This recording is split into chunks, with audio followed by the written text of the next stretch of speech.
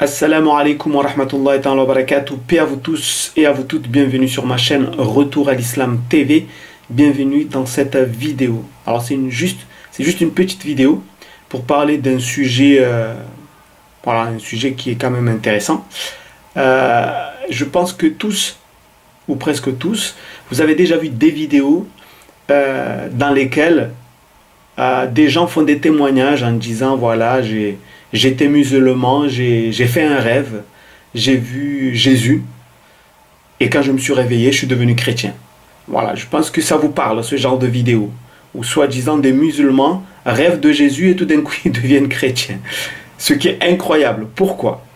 Alors pourquoi c'est incroyable? Et pourquoi souvent on sait que ces vidéos-là sont des fakes, d'accord, sont des fausses vidéos? C'est parce qu'en fait, lorsque un musulman rêve de Jésus, je parle bien entendu des musulmans qui connaissent un minimum sa religion, lorsqu'il rêve de Jésus, il sait très bien que c'est une bonne nouvelle.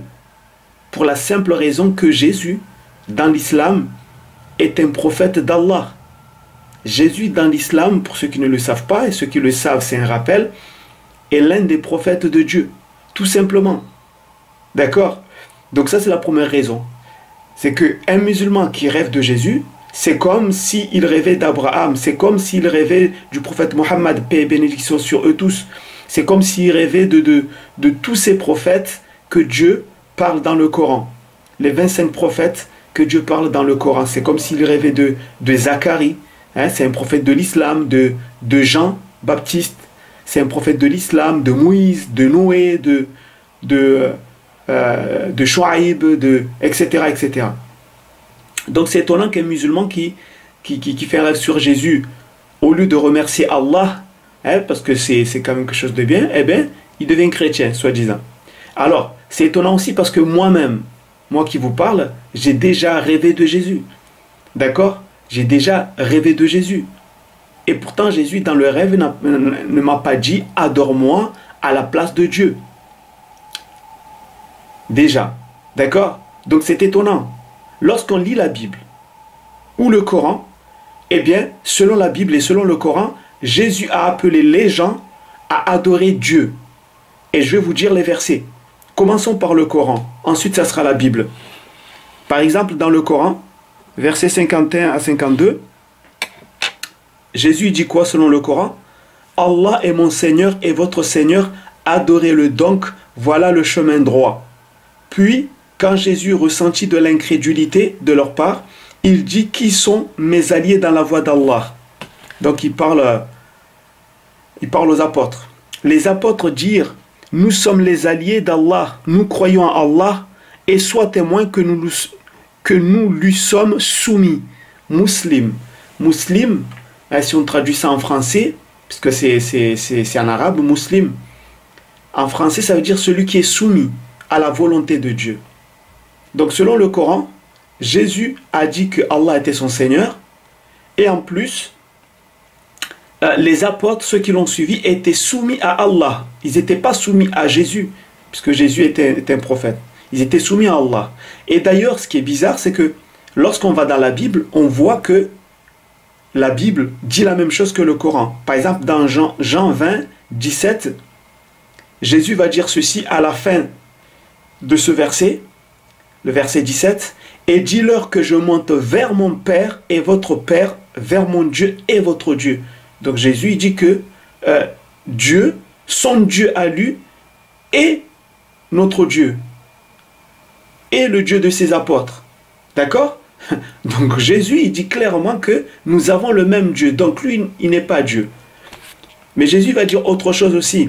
Lorsqu'on prend Jean 6, 38, « Car je suis descendu du ciel pour faire non ma volonté, mais la volonté de celui qui m'a envoyé. » Autrement dit, Jésus est en train de nous dire quoi? Qu'il est soumis à la volonté de celui qui l'a envoyé, c'est-à-dire Dieu. Il est soumis. D'accord? Faire la volonté d'eux, c'est se soumettre à la volonté d'eux.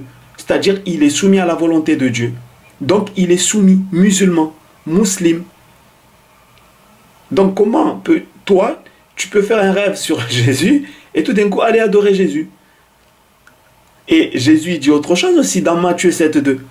Ceux qui me disent Seigneur, Seigneur n'entreront pas tous dans le royaume des cieux, mais celui-là seul qui fait la volonté de mon Père qui est dans les cieux. C'est-à-dire, celui qui va aller au paradis, c'est seulement celui qui est soumis à la volonté de Dieu. Tout simplement. Et ça, c'est dans la Bible. Donc, c'est la même chose que ce que dit le Coran. Et je vais finir par un autre verset de la Bible, Jean 17,3. La vie éternelle, c'est qu'ils te connaissent, toi, le seul véritable Dieu, et celui que tu as envoyé, Jésus-Christ. Ici, carrément, il y a la shahada, le témoignage de foi qu'on trouve dans l'islam. Puisque dans l'islam, le témoignage de foi, c'est de croire qu'il n'y a qu'un seul Dieu, et que Mohammed est son envoyé, et que Jésus est son envoyé, et que Abraham est son envoyé. Donc, si on prenait que Jésus, le musulman, il dit quoi? Il n'y a deux dieux que Dieu, il n'y a qu'un seul Dieu, et Jésus est son envoyé. Et c'est exactement ce témoignage de foi que Jésus parle ici dans Jean 17,3. Qu'ils te connaissent, toi le seul véritable Dieu, et celui que tu as envoyé, Jésus.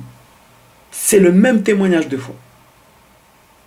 Jésus n'a jamais enseigné l'autre témoignage de foi des chrétiens qui prétendent que pour aller au paradis, il faut accepter le sacrifice de Jésus pour les péchés des hommes, etc.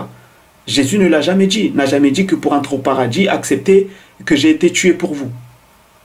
Ce n'était pas ça le témoignage de foi. Le témoignage de foi ici, selon la Bible, ce que Jésus dit de lui-même selon la Bible, les gens doivent accepter Dieu seul et reconnaître que Jésus a été envoyé par Dieu.